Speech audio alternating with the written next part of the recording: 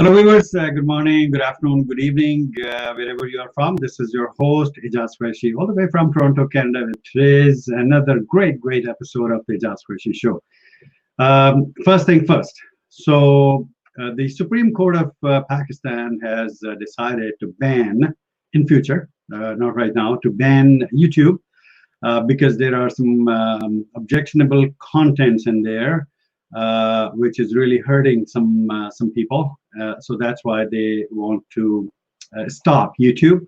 So the Aijaz Qureshi Show, which started from YouTube, Facebook Live actually, we migrated to YouTube on Independence Day on July 4th for good, and we never plan to come back on Facebook, but you never know what the destiny has for us. So based on that decision, the YouTube could be stopped any moment, and because of our viewer base, we had to come back to Facebook. So this is the reincarnation of the Aijaz Qureshi Show on Facebook. So I welcome you all. Thank you so much for hopping on the Aijaz Qureshi Show.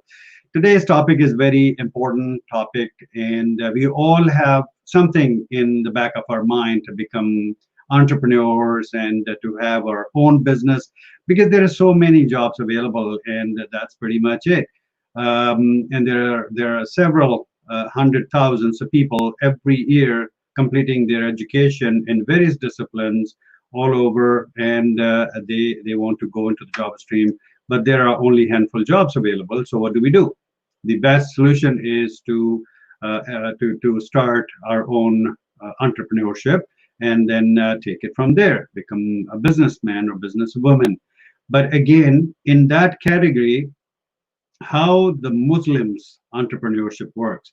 This is our topic today, Muslim entrepreneurship. And for this, we have our great friend, Shaba Shams. Shaba Shams herself is an entrepreneur.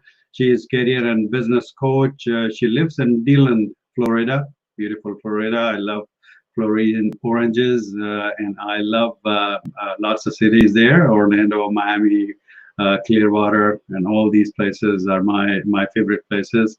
And she is basically Algerian, born entrepreneur, and now she's living in the United States. She's the founder of Shaba Enterprises Consulting, and co-founder of EarnableMuslim. It's another organization that she runs, and then she is also a career and a business coach, and she helps achieving success and creating wealth for people. Her mantra is the success is learnable and wealth is earnable. Let's earn some wealth here with Shaba Shams. Welcome to the show. Assalamu alaikum. Alaikum salam. Hello, citizens of the world, and thank you so much, my dear friend, for having me on your show. It is just such an honor to be here, and I hope that this conversation will benefit, inshallah, a lot of people. And yes, we have a lot of Canadians actually who come to Florida. We call them the snowbirds, because they flee, they flee the cold and the ice, during winter time. And then just good to give a perspective. So hopefully if you come down here, you can visit. I live 30 minutes east of Orlando and 30 minutes. Right? Yes. Wow. So wow. I am pretty much between Daytona Beach, which is the beach side, and then Orlando. Yeah. So I'm in the middle, right in the middle. Wow. Wow. Beautiful area to live in. So I'm very grateful to be here. And I would love to have you come down here and visit. Yes. Awesome. We normally come every year, but this year has been, this Corona kind of thing. So we didn't go, but we definitely go in that area. Daytona is very famous a beach, and we have been there. Daytona Beach is beautiful sandy beach. I love going there. Plus, there is that racetrack as well, right? Daytona. So Daytona 500. We have Bike Week. We have Bike Week twice a year, which is a very famous event. And then Daytona Beach actually is one of the famous beaches because people can actually drive inside. Exactly, that's right. Go to the beach and drive and park your car, and it's right. Yeah, it's wonderful. So we're very lucky to live here. Absolutely. So I had a four-wheel drive, and I drove on that beach, and it was amazing. It was amazing. So, Yeah, but that is yeah. long I, time I ago. live like that every day. So yeah. So anytime you come down here, please stop by and Absolutely. visit. No, Absolutely. We would love to Thank you have so you. much. Thank you. So before hopping on the show and talking about, we already have some comments here. Thank you so much, Mia Bilal. Beard, mashallah. Yes, yes, yes. Beard and mustache. So I'm just trying to grow them. Thank you so much. I thought he was talking about my beard. Well, she shaved today, so no, I'm just kidding. But thank you so much, Mia Bilal. I really appreciate. Bless you to you as well. Thank you. So let me take you, Shaba, back to your childhood.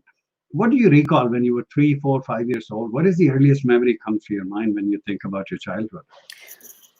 That's a very good question, and because your childhood and your past is actually very important to defining who you Yeah, are and who you become. absolutely. I am Absolutely. the youngest of two, so I Mashallah. have one older brother by 2 years, Mashallah. and my childhood actually was fantastic compared to Muslim women of my generation growing up in Algeria at the time, right? Yes. So now things change, but at the time, Hmm. I was very fortunate to have a father who was a boxer in France. He was a chemist. Really? When he came back to Algeria, he very much was influenced by the whole modern ideas Hmm. and feminism. And I Yeah, was very nice. fortunate that I was very much part of his circle more than my brother actually did. I used to hang out with my dad a lot growing up, going to boxing matches and concerts. So really, I was brought up around a lot of male artists, male sports, people and singers and poets. And it was just fascinating because I entered the men's world at a very, very early age, which really gave me a sense of freedom, a sense of confidence. Confidence, yeah. And I actually, whenever I am around or within the men's world, I don't see myself as a female in a men's As a world. different, yes, exactly. You I don't see just yourself as a see, stranger. yeah, Yeah. I just see myself, I'm part of that One of them. element. One of them. Yeah. And so actually fast forward later, when I had to enter the women's world Mhm. to learn how to cook and clean and just become, you know what I mean, the housewife, it Exactly. was very hard for me. I No, it didn't could be like it. difficult. Yeah. Yeah. I didn't like it. And it's like, no, I like the No. men's world better, Exactly. So Exactly. my childhood actually was marked with a lot of freedom, a lot of ventures. That's why I'm very adventurous. I did a lot of sports. I climbed on trees. I fought with the Wow. boys. Uh-huh. I was another boy, in the Did, did, family. did you punch someone sometime? Maybe. I think I have. I actually Awesome. probably did. And I recall Awesome. actually Awesome. carrying that into high school Wow. as well. Wow. So, yeah, I mean, I just really was raised in this free spirit Mhm. where I just, anything I wanted to do, I just did. And You did it. Yeah. like just boys do. And the family was supportive. I don't know. At first, I think they thought it was cute when I was little, but then I was growing up. I got in a lot of trouble, Uh-huh. Uh-huh. But it didn't stop me because I think it's just who I became, That's kind it. of Yeah. very independent and Yeah. very out there. And I love trying new things. So, yeah, so that's good. That's yeah, very nice. that's Very pretty nice. much how I grew up. Thank you so much.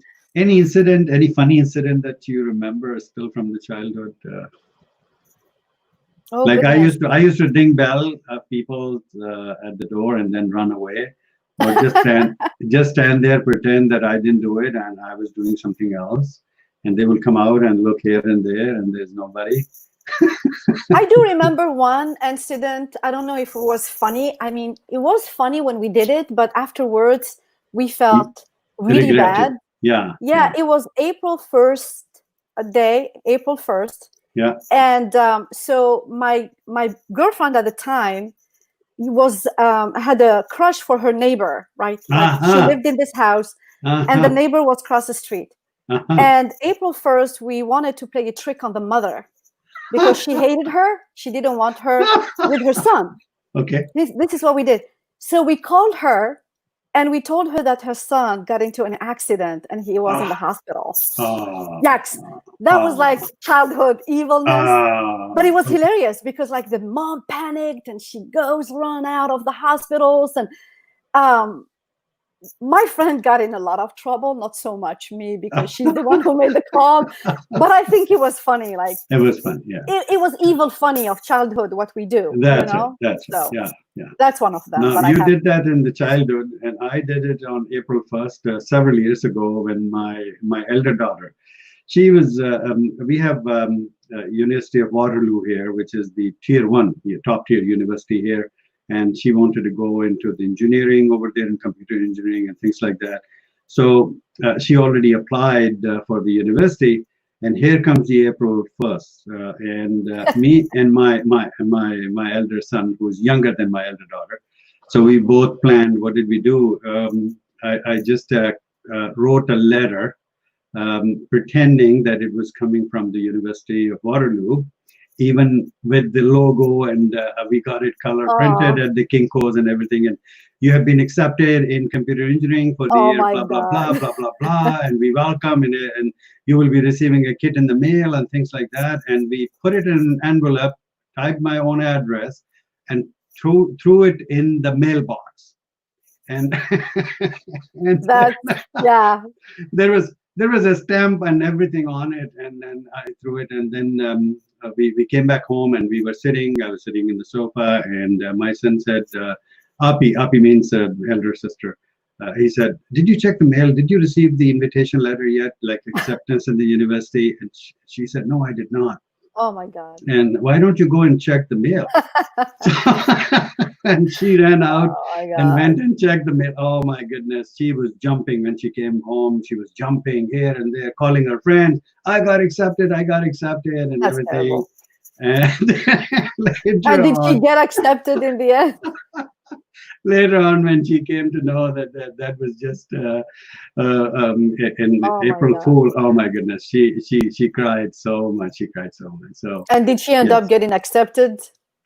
She got accepted, actually, yes, but not in computer engineering, but in chemical engineering. So she didn't opt for that.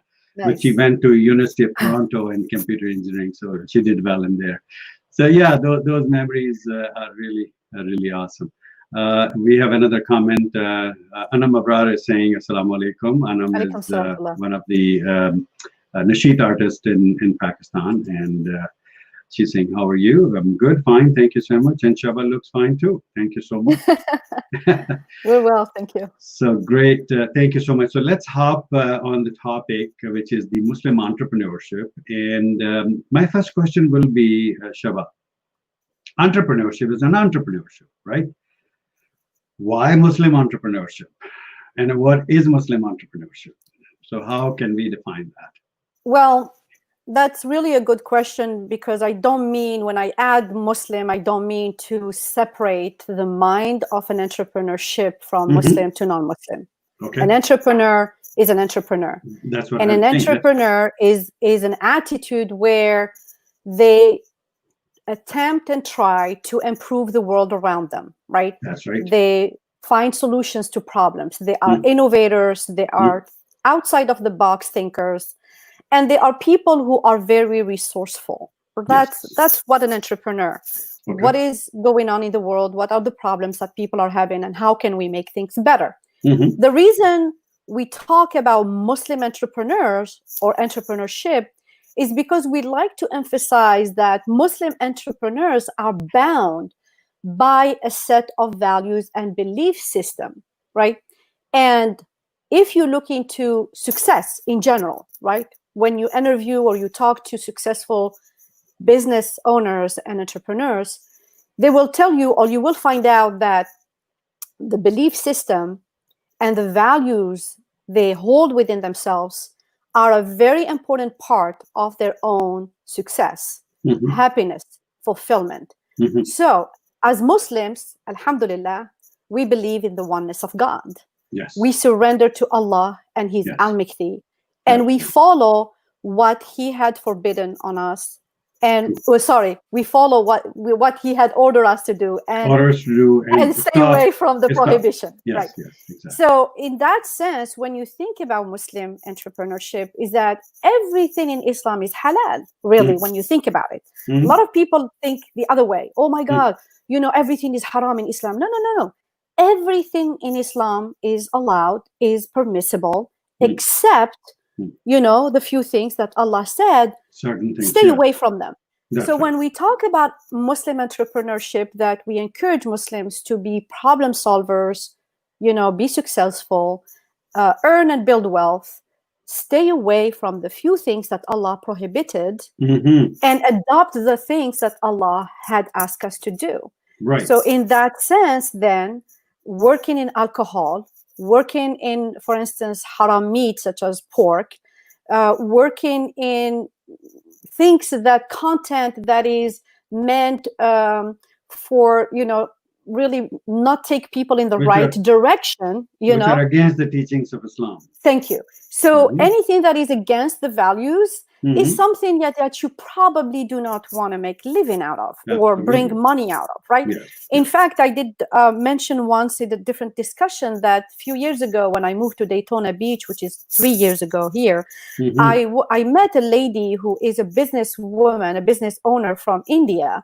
and she actually offered me to run a very big space by the beach side, on the beach side. And it was 2 stories, and she wanted to do some kind of partnership where we do like a Mediterranean restaurant / bar. And she said that during Bike Week that I mentioned earlier, we have a lot of bikers come down here, and within that 1 week, you can really make a lot of money. But I said, a bar, does it mean that there is alcohol involved? And she's like, of course. And I'm like, astaghfirullah, I cannot get involved in any. So this is what we mean by Muslim entrepreneurship. No matter how you like the idea of making money, if it's not something that Allah permitted for us, stay away from it. And then adopt values such as honesty, clarity in the merchandise you want to provide, honesty. So these are also values that as a Muslim entrepreneurs, we should absolutely embrace and embody when dealing with Muslims or non-Muslims alike in terms of providing them products and services. No, I think that's really important aspect of the Muslim entrepreneurship. But these days, we very seldom see these traits and values in Muslims actually. And I'm speaking on my behalf only. It doesn't mean that I'm condemning or I'm commenting on everybody. It's just my observation that we have gone away from our teachings of the religion, and other people are following those traits, and they are very successful, fortunately or unfortunately. And I don't know why we are not following our teachings of the religion. I have an answer for that. Okay, let's hear it. Let's hear it, Shaba. I have an answer for that, just because I come from the Muslim world and I studied Islamic culture and civilization, and I actually taught in the United States as well Islamic culture and civilization. Awesome. And what I do find out is that it feels almost like Islam is confined to the teaching on the mosque. Like when people are trying, for instance, to find out knowledge, expertise on how to run a business, they go to imams. They go to the imam, which is very respectable in terms of we value our scholars and imams. They are knowledgeable. Yes, you can go and ask him, can you give me the surat and the ayat, for instance, from the Quran or the Hadith to support what I want to do. However, they are not really within the trend of entrepreneurship as it is happening and running nowadays. So if you really want to learn about entrepreneurship, you need to consult with good mentors, with a domain-specific business practitioner, somebody who's done it, who knows what are the trends, who knows, True. who has tested the market. Yes, great. You can go to the imam and he gives you guidance about what's halal, what's haram, but then take that information and talk to a mentor and a coach in the business world who can help you, and guide you through how you can develop your idea, extract your expertise, create your offer, and things like that.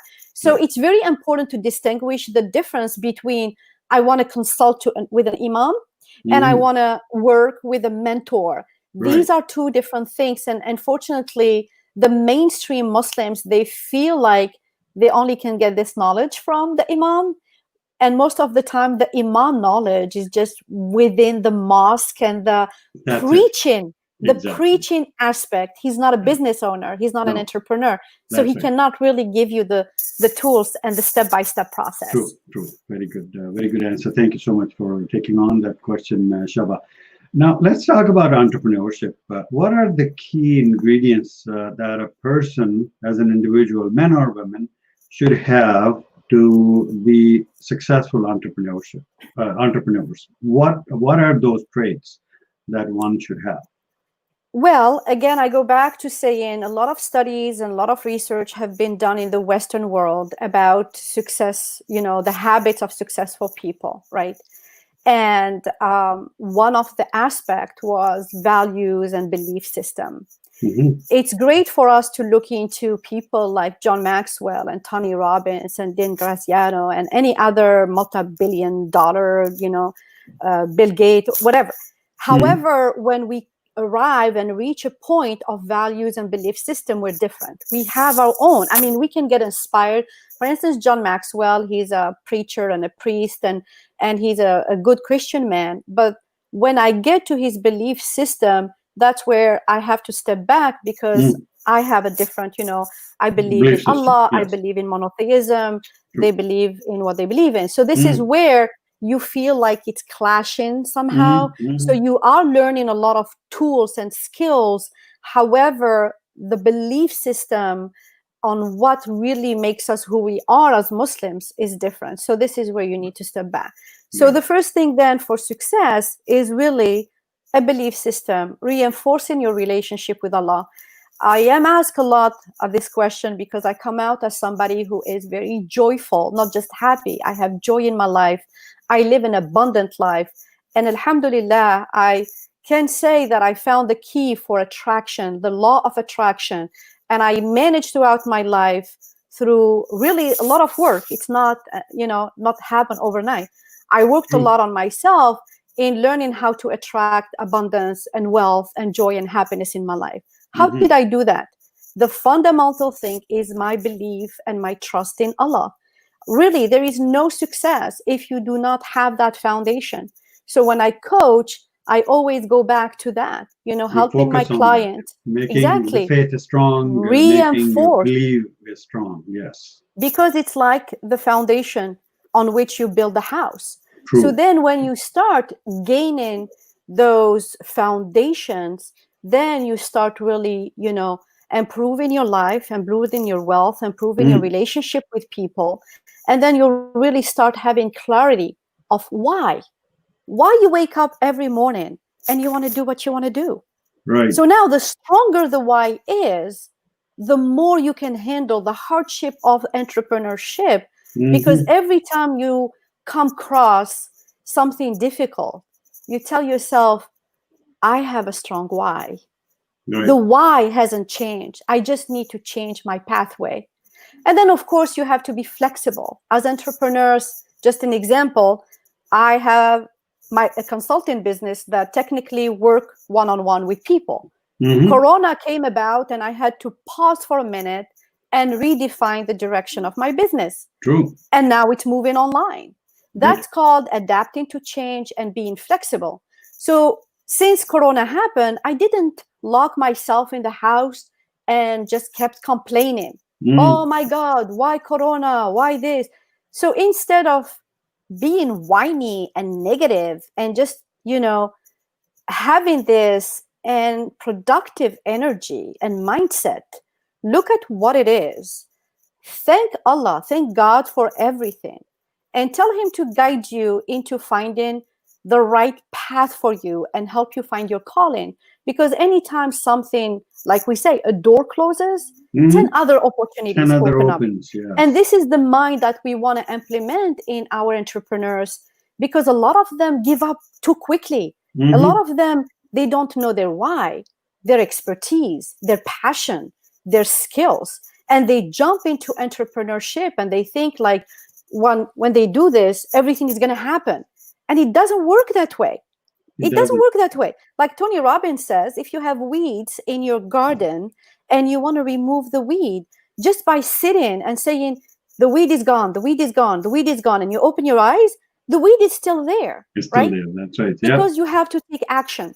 So once you build all these infrastructure, then you start taking action and make sure you find good coaches, good mentors who are going to help you through the process. That's important. That's very important to find good coaches, good mentors who can lead you through the process. That's very good. That's very Absolutely. Good. Awesome. Anything else that you wanted to share with our listeners and viewers about the Muslim entrepreneurship that you had in mind and you wanted to share on the topic, Shaba? So it was a very good experience that I'm sure you heard of it, that we launched about a couple of weeks ago. That's called EarnableMuslim. It was a 7-day challenge that, alhamdulillah, we had a very nice group that we gave them a lot of value, a lot of content, kind of just plant the seed.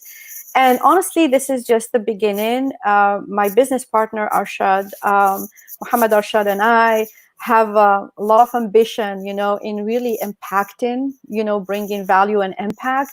Yes. And so just stay tuned. We are really wanting to build the community, build the ummah, inshallah, through connecting these like-minded people, because in our heart, we believe that the mantra is success is teachable, is learnable, and wealth is earnable. And we want to see the Muslim brothers and sisters gain this financial freedom and financial independence, from making money, providing for themselves, for their loved ones.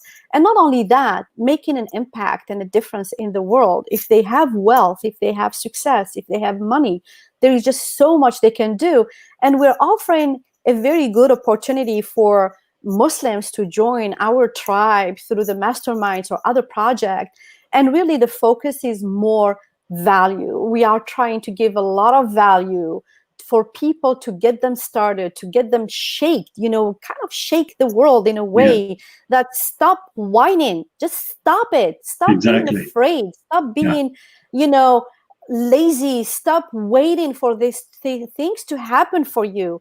Take action, work with the best that's out there, get mentorship, and then put your trust and faith in Allah and just get done, because money likes speed. Money likes speed, and done beats perfect.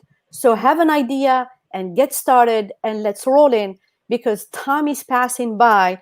Anything you don't do today is a missed out opportunity. So just get done and get going, and Allah will provide for you the resources and the pathway, as long as your intention is good and you are absolutely committed. So these are very important conditions to succeed. To become a good entrepreneur, especially the Muslim entrepreneur. Thank you so much.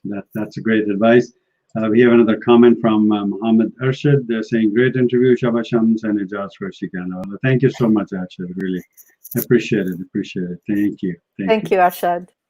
Awesome. So now I guess it's time to move on to the next segment, which is called U and Q. U and Q for Qureshi, Shaba. So that's U and Q. And in this segment, I'll be playing a rapid fire with you. So I will give you a word, and whatever comes to your mind with that word, you will speak out. And there's no censor on this one, so uncensored. You can say anything you like. Oh my God, are you sure? Yes. You want to take that risk with me? Absolutely. I want to take that risk with you, Shaba.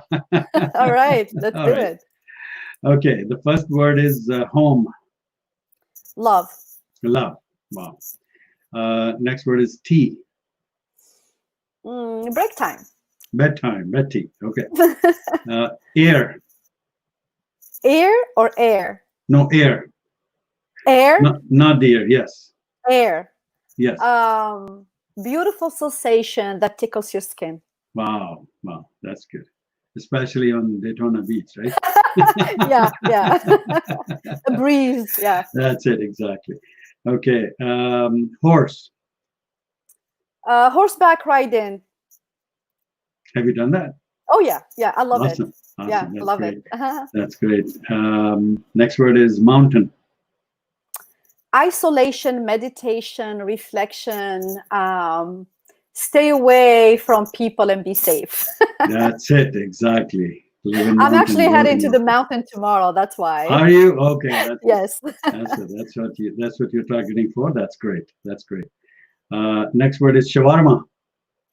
Ooh, Mediterranean food, spices and very tasty. Awesome. That's great. Next word is flower. Flower, beautiful smell that brings so much joy to your heart. Joy and peace. That's it. Spoon. Spoon, ability to carry food from the plate to your mouth and feed yourself. That's it. Friend. Emotional, mental connection. Emotional and mental connection. That's great. Neighbor.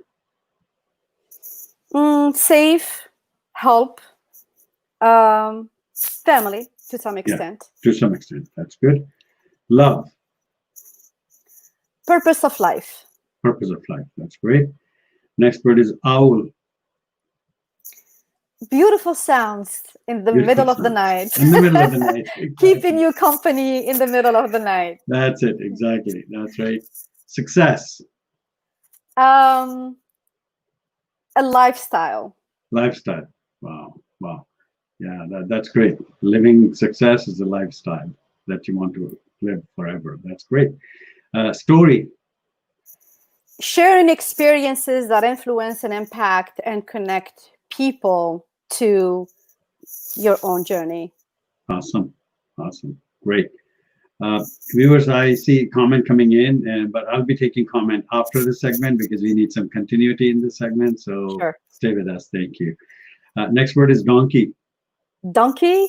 Yes. I don't know if I can say it. But you can say it. You can say it. Current leadership of the United States. Sorry, I can't help it. I can't help it. It's okay. Yeah. Sorry, guys.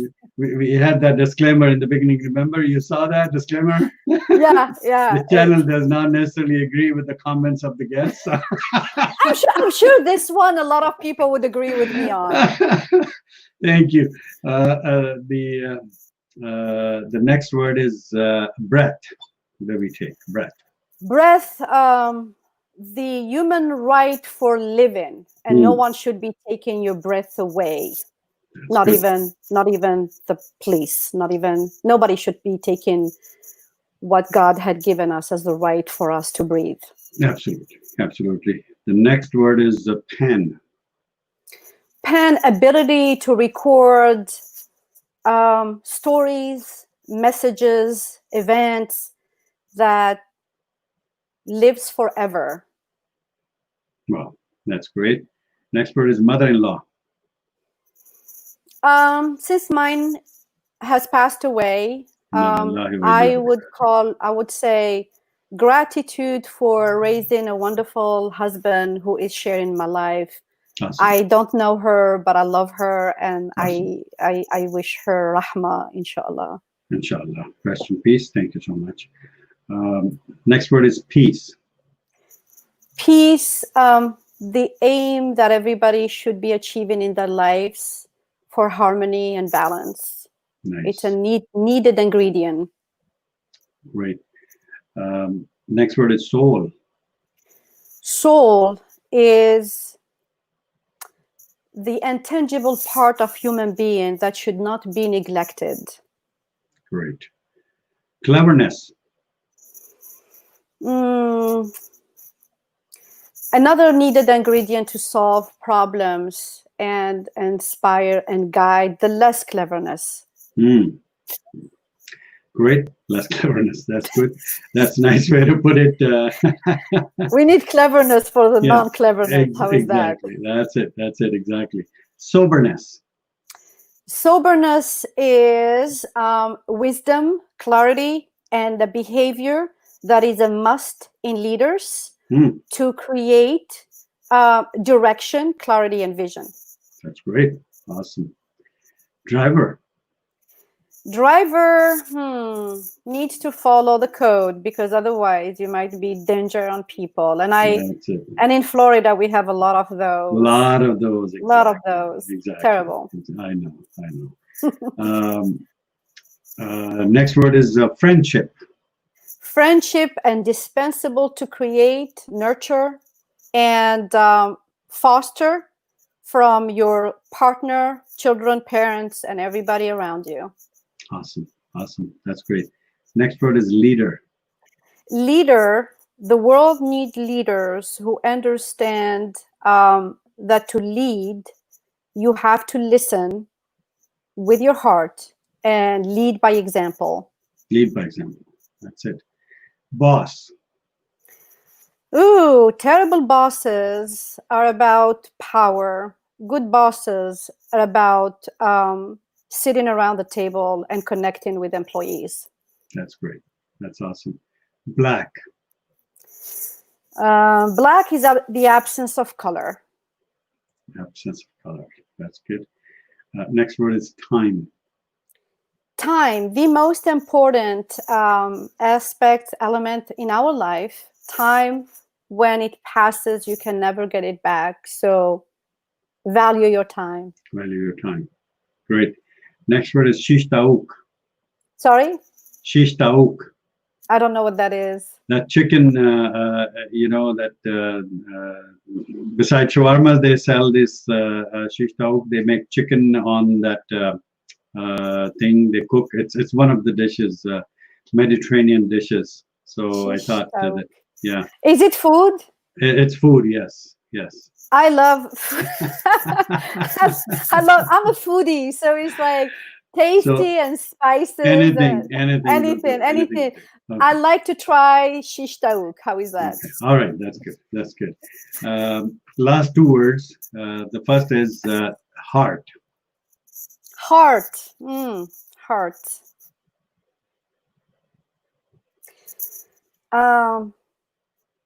Great decisions can also be made by the heart, not just by the brain. Not just by the mind. That's it. Yes. Exactly. So people say, follow your heart, follow your heart. So yes, follow your heart. And the last word is Algeria. My mother. Oh, awesome. Motherland. That's great. Awesome.